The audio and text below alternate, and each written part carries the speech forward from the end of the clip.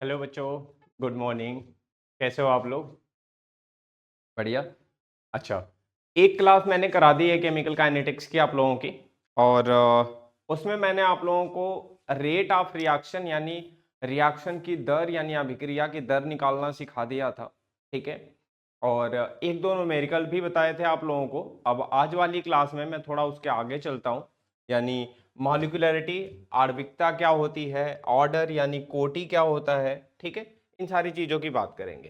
बाकी आपका अगर कोई पिछले क्लास का डाउट वगैरह होगा तो आप साथ साथ मेरे को बताते चलना, मैं एक्सप्लेन करता हुआ चलूंगा। ठीक है, अब ध्यान देना। हम लोगों को बच्चों क्या पढ़ना है? आणविकता पढ़ना है, यानी मॉलिक्यूलरिटी पढ़ना है। मॉलिक्यूलरिटी क्या होती है किसी रिएक्शन की? ध्यान दीजिएगा। तो कह रहा आणविकता एक अभिक्रिया के एकल चरण, आणविकता एक अभिक्रिया के एकल चरण में शामिल अभिकारक अणुओं की संख्या है या कणों की संख्या है। तो एक अभिक्रिया के प्राथमिक चरण में एग्जैक्टली कितने कण शामिल होते हैं, उसी को हम उस अभिक्रिया की क्या बोलते हैं? आणविकता बोलते हैं। अगर हम यहाँ पे कुछ चीजों की बात करें, जैसे यह एक प्राथमिक चरण के संतुलित समीकरण से निर्धारित होती है, समग्र अभिक्रिया से नहीं। यानी कहने का मतलब यह है बच्चों, कुछ एग्जाम्पल देखो। जैसे PCl3 है, PCl5 टूट रहा है किसमें? PCl3 और Cl2 में। इसमें तो एक अणु है, एक अणुक है। दी अणुक क्या है बच्चों? 2Hi H2 plus I2। इसमें कितने हैं बच्चों? 2Hi है, यानी 2Hi मॉलिक्यूल, 2Hi कण आपके क्या है इसमें? भाग लेंगे आपके अभिक्रिया में। यहाँ पे NO प्लस O3 है बच्चों, NO प्लस O3 है बच्चों यहाँ पे। तो नाइट्रोजन मोनोऑक्साइड और आपका ओजोन है। यहाँ पे भी दो कण है, दो मॉलिक्यूल है। तो इस अभिक्रिया की मॉलिक्यूलरिटी या आणविकता बच्चों कितनी है? 2 है। ध्यान देना।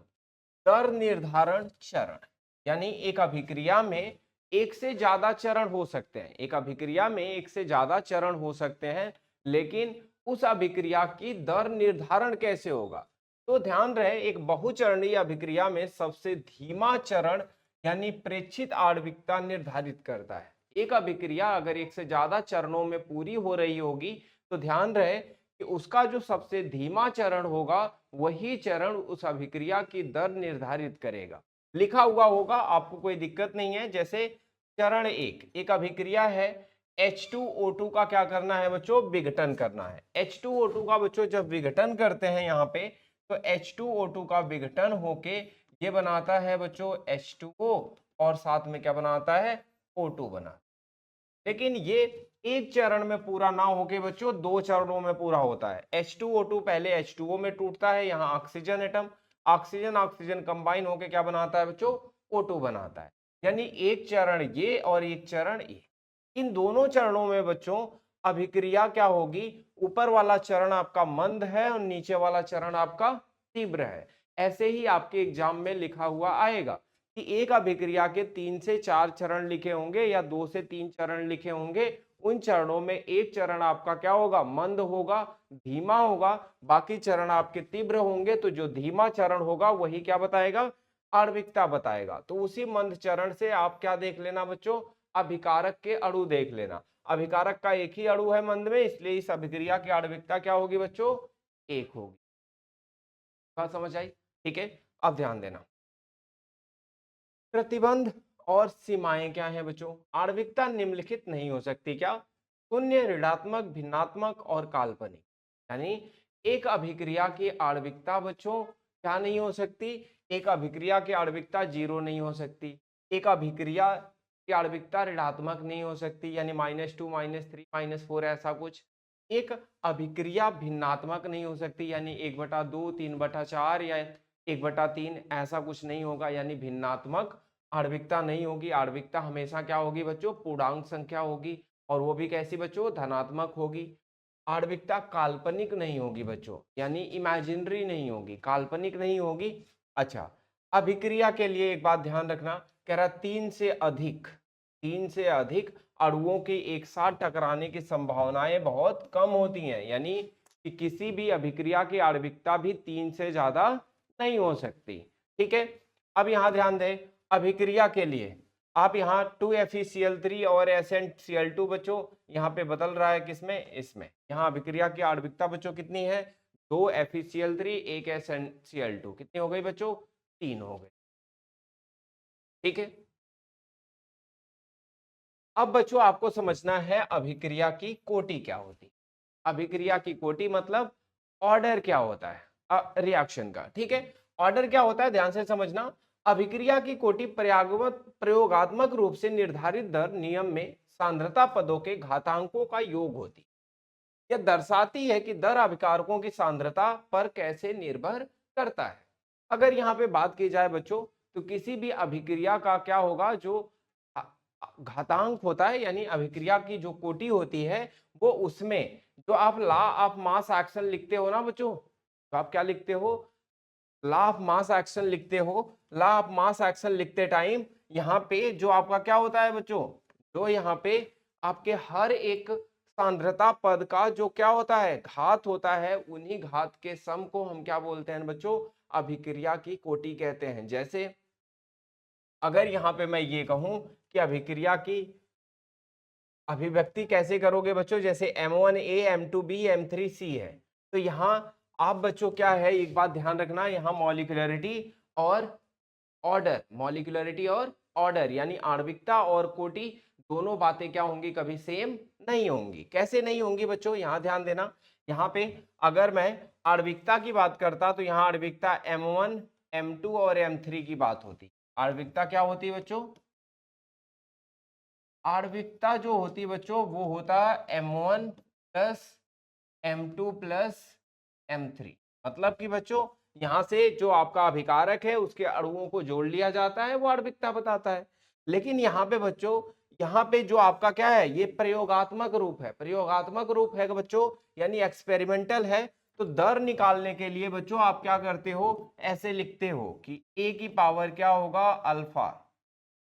अब आप सोचोगे सर इसके सामने का जो क्या है, कोफिशिएंट है, जो गुणांक है, वो क्यों नहीं लिख रहे हो आप, तो नहीं, ऐसा नहीं है। प्रयोगात्मक रूप में यहाँ पे जो इसकी घात आएगी वो अलग आ सकती है, इसलिए ध्यान रहे कि वही एग्जैक्टली नहीं लिखना है। और b की घात क्या हो जाएगा, बीटा, और c की घात बच्चों क्या है, गामा है। तो यहाँ पे क्या होगा बच्चों, जो ऑर्डर होगा यानी जो कोटि होगी, अभिक्रिया की कोटि आपकी हो जाएगी alpha plus beta plus gamma.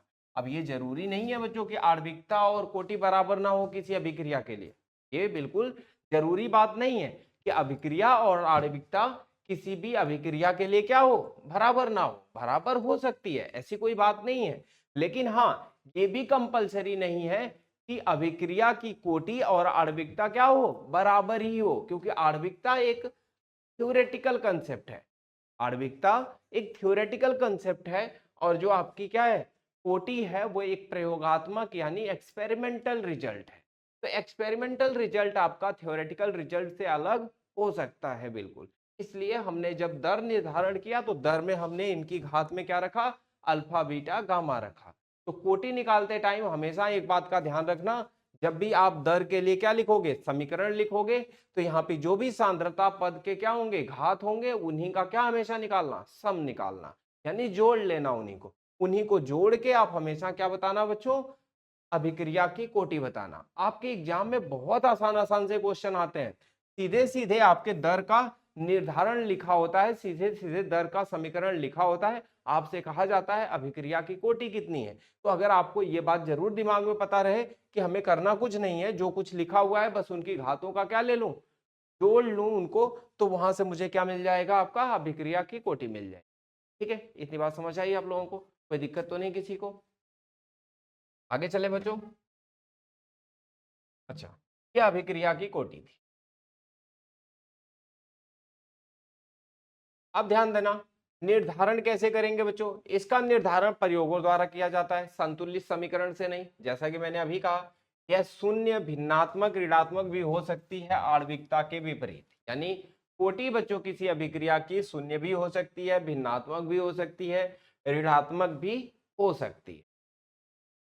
उदाहरण में शून्य कोटि दर सांद्रता पर निर्भर नहीं करती, यानी संतृप्ति पर एंजाइम उद्दाहित अभिक्रियाएं। प्रथम कोटि यानी एक दर एक अभिकारक की सांद्रता पर निर्भर करती है। यानी कहने का मतलब ये है बच्चों कि अगर कहीं पे ऐसे लिखा हुआ है दर बराबर के और यहाँ सपोज करो हो सकता है 0, तो ये है बच्चों शून्य कोटि की अभिक्रिया। शून्य कोटि की क्या बच्चों? अभिक्रिया जिसके सांद्रता का पद के घात क्या है? 0 है, या ऐसे ना लिख के ऐसे भी लिखा जाता है दर बराबर के। यानी ये तो बच्चों आपका क्या होता है? स्थिरांक होता है। क्या होता है बच्चों? स्थिरांक, गतिक स्थिरांक होता है, या वेलोसिटी कांस्टेंट कह सकते हैं, या आपका क्या है ये? वैसे तो कांस्टेंट है, ध्यान रहे हर एक रिएक्शन के लिए क्या होता है? सेम होता है। अच्छा एक बात ध्यान रहे बच्चों, यहाँ पे ये जो ए की पावर यानी सांद्रता की पावर क्या है? 0 है। ठीक है, ये बता रहा है कि आपके अभिक्रिया की कोटि क्या है? शून्य है। कभी कभी यही बच्चों बात अगर ऐसे लिखी हुई है दर के और यहाँ केवल ए लिखा हुआ है यानी 1 है, तो अभिक्रिया की दर क्या हो जाएगी? ये हो जाएगी, और अभिक्रिया की कोटि हो जाएगी 1। अभिक्रिया की कोटि 1 हो जाएगी बच्चों। जितनी भी रेडियोधर्मी क्षय होते हैं, रेडियो एक्टिव डीके होता है ना, उन सब में क्या होता है बच्चों? वो सारी अभिक्रियाएं आपकी क्या होती हैं? शून्य ऑर्डर नहीं, क्या होती हैं? जिनकी दर हमेशा यानी उनकी सांद्रता की पावर 1 होती है, यानी ये प्रथम कोटि की अभिक्रियाएं होती हैं। ये रेडियोधर्मी अभिक्रियाएं होती हैं, वो कैसी होती हैं बच्चों? प्रथम कोटि की अभिक्रियाएं होती हैं। जितनी एंजाइम उद्दाहित अभिक्रियाएं होती हैं बच्चों, वो सारी शून्य कोटि की अभिक्रियाएं होती हैं। ठीक है, अब भिन्नात्मक कोटि। भिन्नात्मक कोटि मतलब जैसे बच्चों यहाँ पे लिखा हुआ है CH3 CHO प्लस CH, अब ये बदल रहा है किसमें? CH4 प्लस CO में। यहाँ पे बच्चों कोटि 1.5 लिखी हुई। द्वितीय कोटि दर दो सांद्रता पदों पर निर्भर करती है, जैसे कि यहाँ पे 2HI है।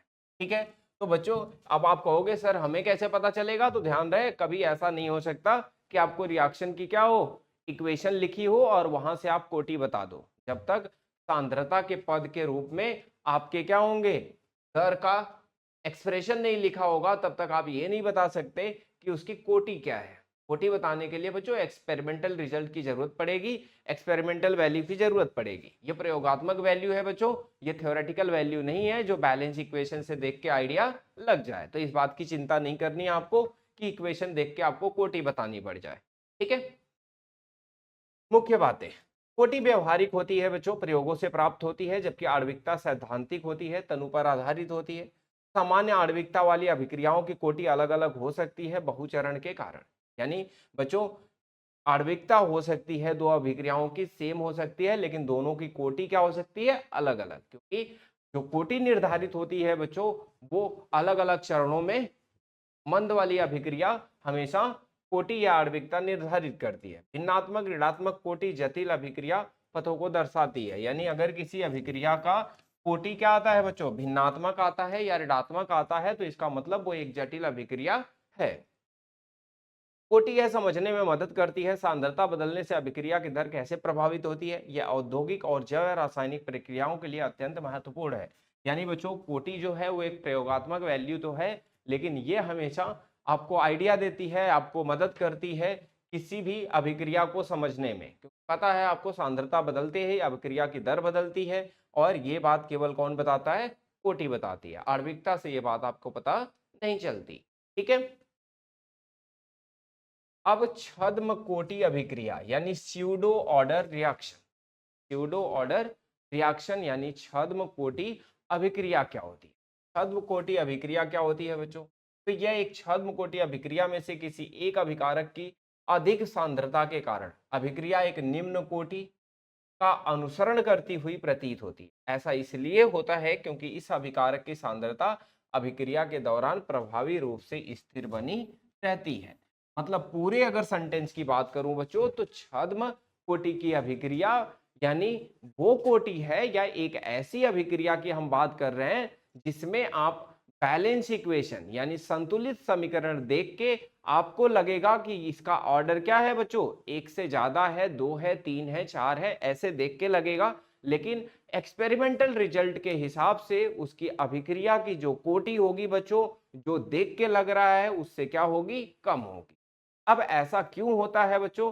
तो ऐसा इसलिए होता है कि अभिक्रिया में कुछ ऐसे भी अभिकारक होंगे जो पूरी रिएक्शन के दौरान, पूरी अभिक्रिया के दौरान उनकी सांद्रता नहीं बदलती, उनकी सांद्रता क्या रहती है बच्चों, स्थिर रहती है। और जब सांद्रता स्थिर रहती है तो जो आपकी अभिक्रिया है उसकी जो दर होगी वो उस अभिकारक की सांद्रता पे कभी निर्भर नहीं करती जिसका क्या हो, सांद्रता स्थिर हो, जिसकी सांद्रता रिएक्शन में अभिक्रिया में बदलती ना हो। इसलिए ऐसी अभिक्रियाओं को हम बोलते हैं छद्म कोटि की अभिक्रिया। अब यहाँ पे विशेषताएं क्या है बच्चों, एक अभिकारक बड़ी मात्रा में उपस्थित होता है इसलिए इसकी सांद्रता लगभग अपरिवर्तित रहती है। यानी आपने बहुत सारी ऐसी केमिकल रिएक्शन अभिक्रियाएं पढ़ी होंगी जिसमें बहुत सारी चीजों को ऐसे लिख दिया जाता है कि ये क्या है, एक्सेस में है, ये इतना है कि इसके खत्म होने से कोई फर्क नहीं पड़ता, या लगभग अपरिवर्तित रहता है, यानी उसकी सांद्रता में कोई परिवर्तन नहीं आता। इससे दर नियम सरल होकर केवल दूसरे अभिकारक या अभिकारकों पर निर्भर करता है। इसका मतलब ऐसे जितने अभिकारक आपके अभिक्रिया में उपस्थित होंगे, अभिक्रिया की दर उन अभिकारकों पे निर्भर नहीं करेगी। अब यहां ध्यान देना, एल्काइल हैलाइड का जल अपघटन, जल अपनयन, अगर यहां बात करें बच्चों तो आपका यहाँ पे एल्काइल क्लोराइड आपका क्या है, RCl है, H2O से रिएक्शन हो रही है बच्चों, और यहाँ पे ROH और HCl बन रहा है। यानी एल्काइल हैलाइड से रिएक्शन जब जल की कराते हैं बच्चों तो एल्कोहल बनता है और पानी बनता है, यानी वाटर। ठीक है, लेकिन इस अभिक्रिया में बच्चों, अभिक्रिया में एक्सप्रेशन तो आप ऐसे लिखोगे कि दर बराबर K RCl और H2O। देखने में तो ये प्रत्यक्ष रूप से आपको दिख रही है कि ये द्वितीय कोटि की अभिक्रिया है बच्चों, क्योंकि HCl की पावर यहाँ पे 1 है और H2O पे 1 है। 1 + 1 कितना हो जाएगा बच्चों, 2 हो जाएगा। लेकिन ये छद्म कोटि की अभिक्रिया है बच्चों और प्रथम कोटि की अभिक्रिया है, क्योंकि यहाँ पे अभिक्रिया की दर H2O यानी पानी पे निर्भर नहीं करती, क्योंकि पूरी रिएक्शन के दौरान, पूरी अभिक्रिया के दौरान जो पानी की सांद्रता है वो बदलती नहीं है, पानी हमेशा यहाँ पे क्या रहता है, स्थिर रहता है। और जब बच्चों पानी स्थिर रहेगा इसका मतलब ये है कि अभिक्रिया की दर पानी पे निर्भर ना करके केवल RCl पे डिपेंड करेगा, RCl पे निर्भर करेगा, इसलिए अभिक्रिया की दर केवल क्या रहेगी बच्चों, यानी अभिक्रिया की कोटि केवल 1 रहेगी। इतनी बात समझ आ गई होगी आप लोगों को। छद्म कोटि की अभिक्रिया अगर आ गई हो बच्चों तो आप ध्यान रखना, इसकी डेफिनेशन जो है, परिभाषा जो है वो रट डालना, और एक दो ऐसे ही एग्जाम्पल याद रखना जो आपको परीक्षा में लिखने के लिए आएगा। ठीक है, चलें आगे। बच्चों डिफरेंस आएगा, अंतर आएगा लिखने के लिए, आणविकता और अभिक्रिया की कोटि में क्या अंतर होता है। तो आप लोगों को अब इतनी बातें तो समझ आ गई होंगी, दोनों को मैंने बताया, फटाफट आप इसे रिवाइज करो। चलो बताता हूं मैं आपको, यहां ध्यान देना, आणविकता और अभिक्रिया की कोटि में क्या क्या अंतर हो सकते हैं। सबसे पहला अंतर परिभाषा का हो सकता है। अभिक्रिया के एक प्रारंभिक चरण भाग लेने वाले अभिकारक कणों, अणुओं, परमाणुओं, आयनों की संख्या, यानी आप जानते हो रिएक्शन में, अभिक्रिया में कितने अणु भाग ले रहे हैं, वो क्या होती है, आणविकता। अभिक्रिया की कोटि क्या होती है बच्चों, ये प्रयोगात्मक दर नियम में सांद्रता पदों के घातांकों का योग होती है। आप जानते हो ना कि जब घातांकों का योग यानी सांद्रता पद के नियम के हिसाब से जब आप लिखते हो, ठीक है, तो वहां पे क्या करते हैं, उसके घातांकों का योग लिखते हैं। यहाँ पे मान बच्चों सदैव एक पूर्ण संख्या होती है, यानी आणविकता कभी बच्चों 1 2 3 ऐसे चलेगी, कभी नेगेटिव नहीं होगी, कभी आपका भिन्न संख्या नहीं होगा, और कभी 3 से ज्यादा भी नहीं होगी। लेकिन ये बच्चों पूर्ण संख्या हो सकती है, शून्य हो सकती है, भिन्नात्मक हो सकती है, ऋणात्मक हो सकती है, यानी 3 से ज्यादा भी हो सकती है। ये सारी बातें हैं यहाँ पे। निर्धारण बच्चों सैद्धांतिक यानी अभिक्रिया तंत्र पर आधारित होती है, यानी कोई भी अभिक्रिया आपकी एक से ज्यादा चरणों में होती है। अब कोई एक चरण जो आपका क्या होगा, धीमा होगा, वहीं से अभिक्रिया का क्या होगा, आणविकता निर्धारित होगी। प्रयोगात्मक है बच्चों, दर मापन से प्राप्त होता है। ये प्रयोगात्मक है बच्चों, ये क्या होता है, आपका एक्सपेरिमेंटल वैल्यूज से ही निर्धारित होता है। प्रयोज्यता क्या होती है बच्चों, केवल प्रारंभिक चरणों के लिए, समग्र जटिल अभिक्रियाओं के लिए नहीं, यानी जिसमें जो अभिक्रिया की आणविकता होती है बच्चों वो किसी एक ही चरण से पता चल जाता है, यानी प्रारंभिक चरणों से। अगर जटिल अभिक्रिया है तो उसके सारे चरणों से इसमें कोई मतलब आणविकता का लेना देना नहीं है। अभिक्रिया के समग्र रूप पर लागू होती है, चाहे उसका तंत्र कुछ भी हो। अब यहाँ पे दर जो है, यानी यहाँ पे जो अभिक्रिया की कोटि है बच्चों, वो अभिक्रिया के समग्र रूपों पे लागू होती है। उसे इस बात से मतलब नहीं है कौन सा धीमा चरण है और कौन सा तीव्र है, ये पूरी अभिक्रिया के सारे तंत्रों पे निर्भर करती है। तो ये रहा आपका कुछ क्या बच्चों, अभिक्रिया और आणविकता में डिफरेंस यानी अंतर, जो एग्जाम के हिसाब से बहुत इंपॉर्टेंट है बच्चों, बहुत बार एग्जाम में आपके पूछा गया है, तो ये बात यहां से सही से कर लो, ठीक है। चलो अब आगे चलते हैं। दर नियम निर्धारित करने की चरणबद्ध विधि। बच्चों यहाँ पे हमें क्या करना है, एक क्वेश्चन करना है, यानी एग्जाम में क्वेश्चन कैसे आता है। एग्जाम में एक क्वेश्चन आता है बच्चों कि आपको ऐसे प्रयोगात्मक वैल्यूज दे रखी होंगी टेबल में बना के, और अभिक्रिया दे रखा होगा, और साथ साथ कहेगा भाई अभिक्रिया की कोटि बता दो। क्या पूछेगा बच्चों, अभिक्रिया की कोटि पूछे। कैसे बताओगे अभिक्रिया की कोटि, यही बात मैं आपको यहाँ पे सिखाने वाला हूँ। ध्यान देना, आप यहां से बच्चों अभिक्रिया की कोटि बताने के लिए आप ध्यान से कुछ वैल्यूज को लेना, पहले एक्सप्रेशन लिखना। इसके लिए बच्चों दर बराबर क्या लिखोगे, दर बराबर लिखोगे बच्चों के, यहाँ a लिखोगे, और यहाँ a की पावर क्या लिखना बच्चों x, और यहाँ b की पावर क्या लिखना बच्चों y।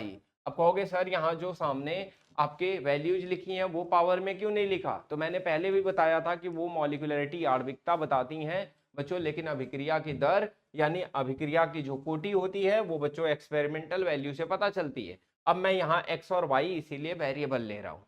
यहाँ पे बच्चों जो आपके एक्सपेरिमेंटल रिजल्ट्स हैं, इन्हीं एक्सपेरिमेंटल रिजल्ट को उठाना बच्चों, ये सांद्रता है A की, ये सांद्रता है B की, और ये दर है इस सांद्रता पे, ठीक है। तो पहली इक्वेशन बनाते हैं बच्चों। पहली इक्वेशन जब आप बनाओगे तो दर बराबर क्या हो जाएगा बच्चों, दर बराबर यहाँ पे हो जाएगा आपका, दर रख लेते हैं, पहली इक्वेशन बनाते हैं। चलो पहली इक्वेशन बनाते हैं, एकदम पहला पहला ले लेते हैं।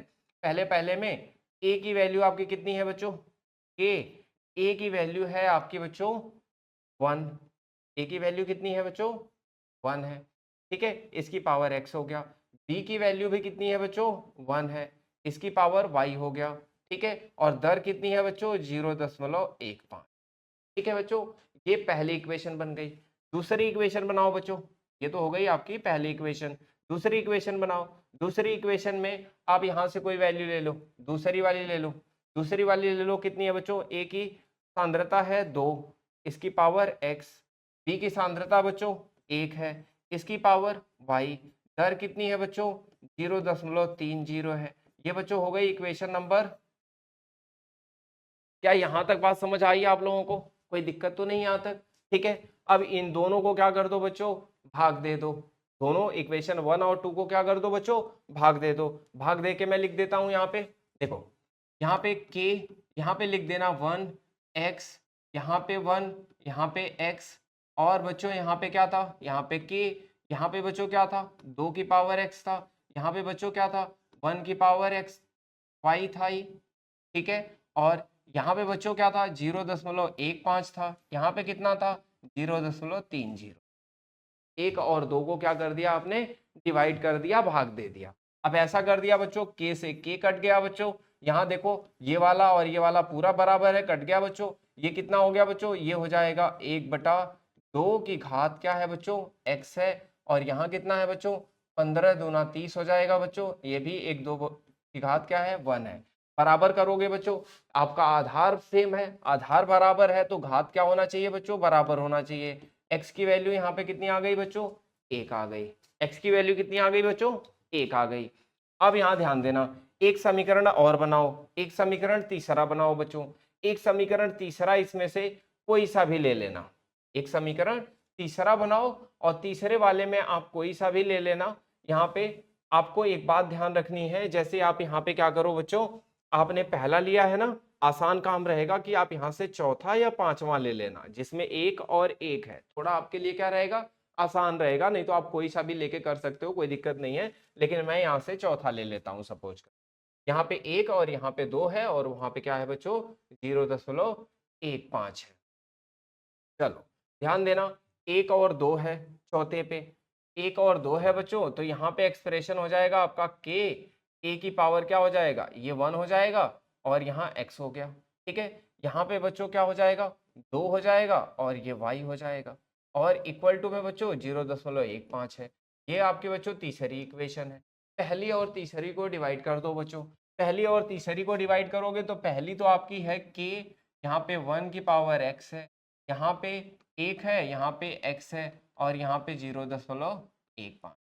यहाँ पे बच्चों तीसरी इक्वेशन है k और यहाँ पे बच्चों क्या है आपका 1 है, x है और यहाँ पे बच्चों y पे क्या है बच्चों 2 है और यहाँ पे y है, ये y है बच्चों, ठीक है। और यहाँ पे बच्चों क्या है, यहाँ पे आपका हो जाएगा 0.1, ठीक है।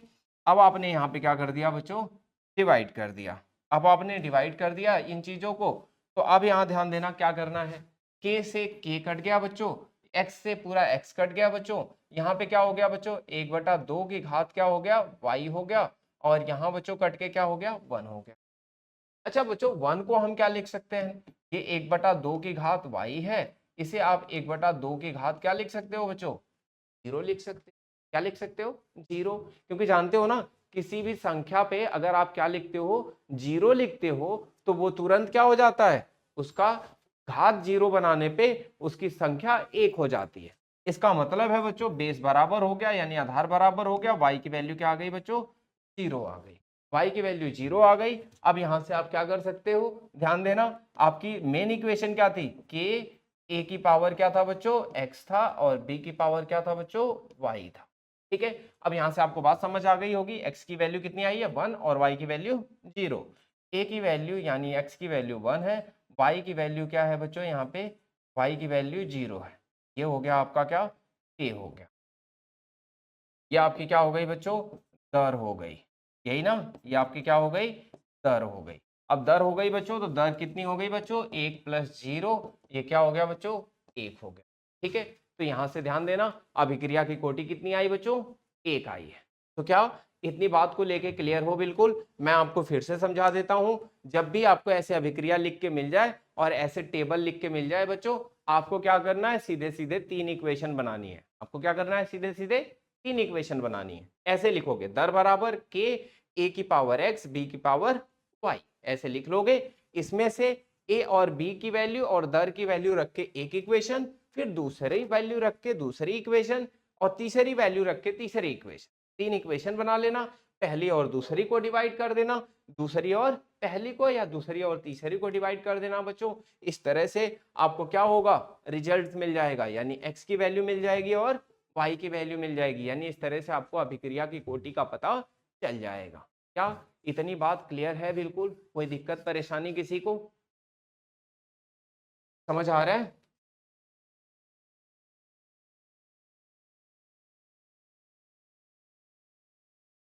क्लियर है ना?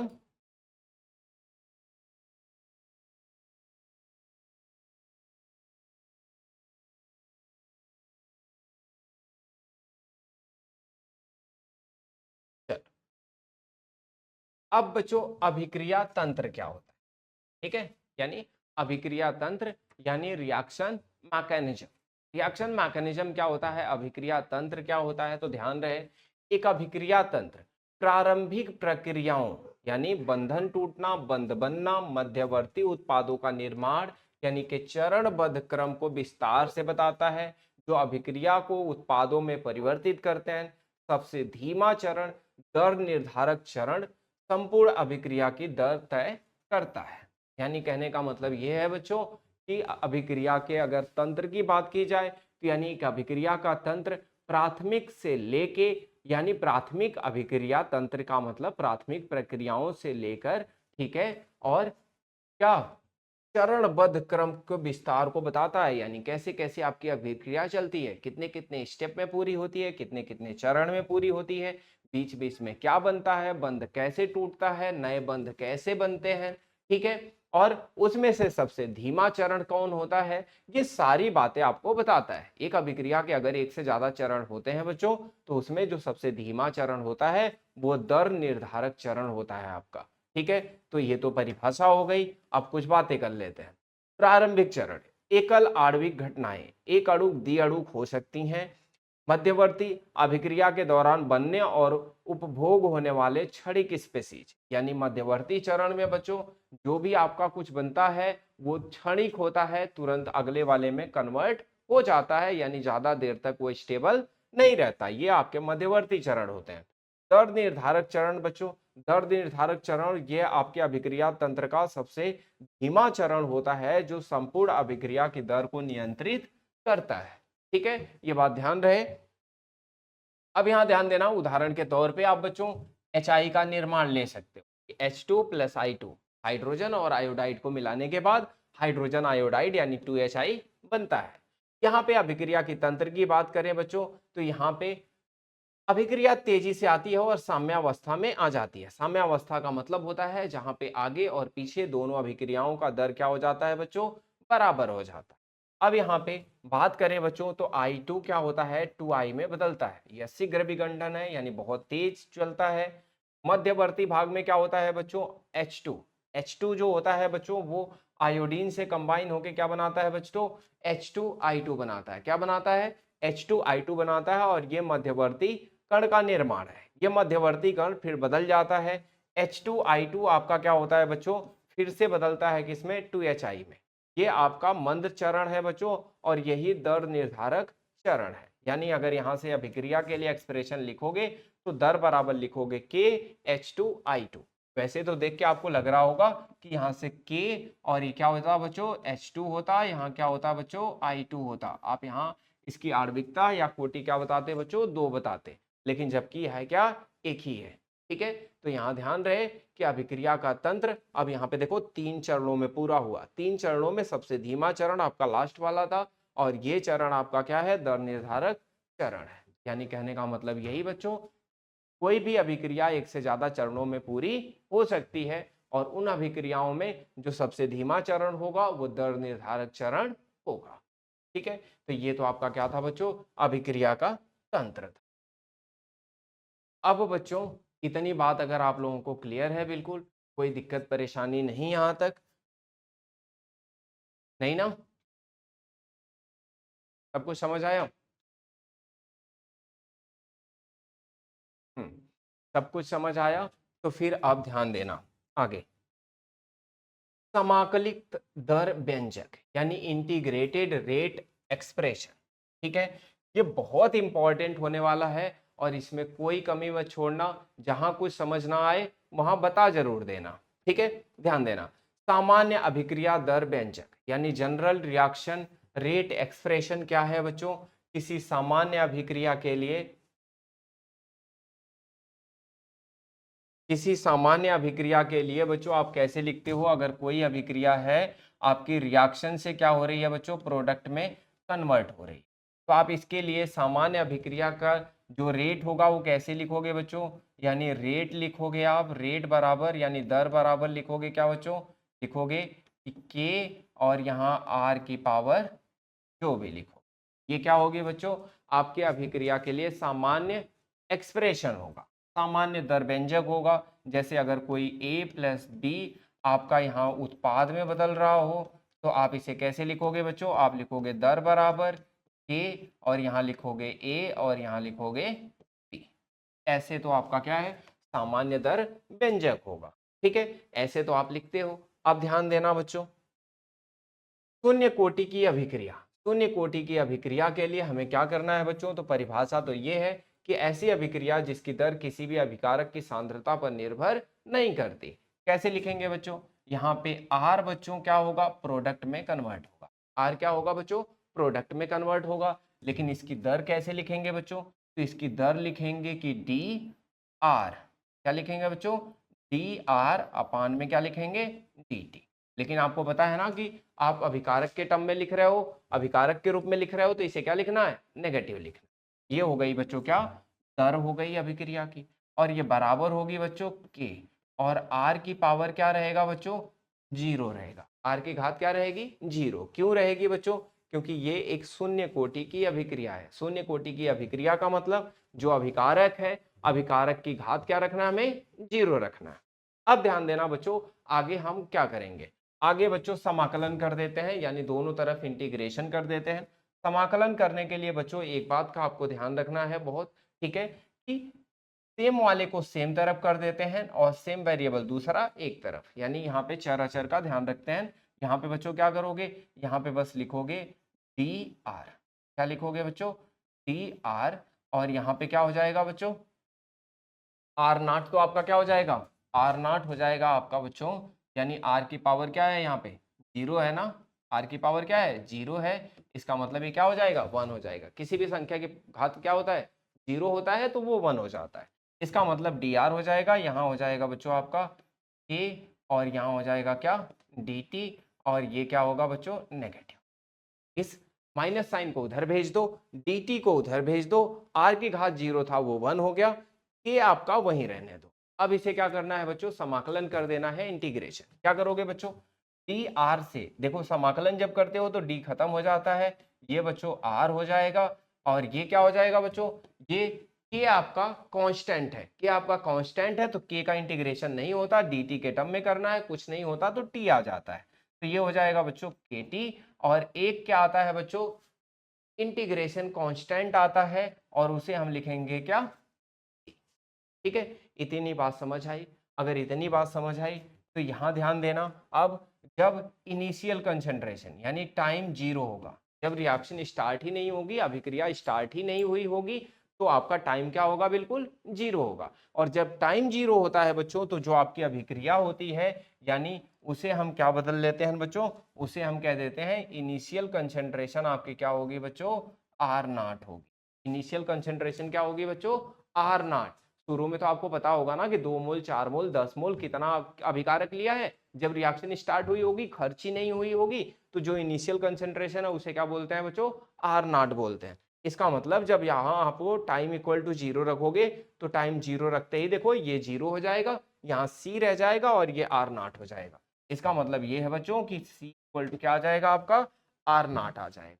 सी इक्वल टू आर नॉट हो जाएगा बच्चों, उसी को वापस इक्वेशन में रख दो, तो ये हो जाएगा बच्चों आर बराबर माइनस के टी, और यहाँ पे हो जाएगा बच्चों क्या, आर नॉट। अगर इतनी बात समझ आ गई हो तो आपको ये क्लियर है ना, यहाँ तक कोई दिक्कत तो नहीं। अब ये ध्यान देना, आप ये आपके लाइन से मिलती जुलती है, जो लाइन नहीं होती इक्वेशन, सीधी रेखा का समीकरण, सीधी रेखा का समीकरण होता है बच्चों y बराबर एम एक्स और प्लस सी, एम एक्स प्लस सी होता है। क्या होता है बच्चों, एम एक्स प्लस सी होता है। आप इसे अगर कंपेयर करोगे तो कंपेयर करने पे देखो ग्राफ क्या बनेगा, ध्यान देना, ग्राफ क्या बनेगा। तो यहाँ पे जब आप ग्राफ बनाओगे बच्चों, ठीक है, ग्राफ बनाओगे, यहाँ पे क्या कंसीडर कर लेना, आर ले लेना बच्चों, और इस पे क्या ले लेना बच्चों, टाइम ले लेना, इस पे टाइम, और इस पे क्या लोगे, सांद्रता लोगे, सांद्रता लोगे बच्चों। तो आपने वहां पे रिएक्शन में देखा कि आर बराबर आपका यहाँ पे क्या है, माइनस के टी, आर बराबर क्या है, माइनस के टी, प्लस क्या है बच्चों, आर नॉट है। कंपेयर किया y equal to M X plus C, यहाँ पे m जो होता है बच्चों वो ढाल होता है, m क्या होता है बच्चों, ढाल होता है, यानी स्लोप होता है लाइन का, ठीक है। तो स्लोप कितना होता है, ढाल क्या होता है, तो आप लोग जानते हो ना कि एक्स एक्सिस से कोई भी लाइन कितना एंगल बनाती है वो आपका क्या होता है, ढाल होता है। ढाल आपका स्लोप होता है, स्लोप यहाँ पे क्या होता है बच्चों, एम होता है, यानी जो वेरिएबल है आपका उसी का जो कोफिशियंट होगा वो क्या होगा, ढाल होगा। अब यहाँ पे वेरिएबल आपका टी है बच्चों, टी का कोफिशियंट आपका के है। ये लाइन जो आपकी होगी बच्चों वो ऐसे होगी, लाइन कैसी होगी बच्चों, ऐसे होगी। तो इसकी जो ढाल होगी, ठीक है, एक बात ध्यान रखना, ढाल आपकी क्या हो जाएगी बच्चों, माइनस के हो जाएगी, ढाल क्या हो जाएगी, माइनस के हो जाएगी, ठीक है।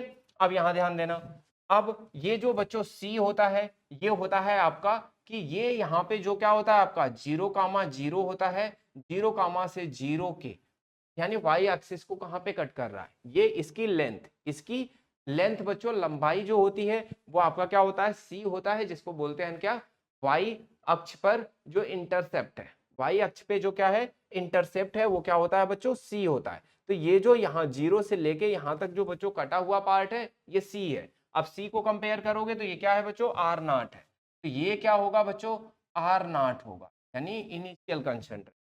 तो ये बच्चों क्या हो गया, आपका ग्राफ हो गया। इतनी बात समझ आ गई होगी, किसी को कोई दिक्कत परेशानी नहीं ना। और फॉर्मूला ध्यान रखना, ये जो फॉर्मूला है ना बच्चों, ये फॉर्मूला आपको ध्यान रखना है कुछ भी करके। अब ये फॉर्मूला ध्यान रखोगे तो इसी फॉर्मूले से आपको क्या करना है, क्वेश्चन आएंगे, न्यूमेरिकल आएंगे, वो न्यूमेरिकल करने होंगे, ठीक है। कोई दिक्कत, कोई परेशानी कहीं पे भी, कुछ भी नहीं ना? क्लियर है?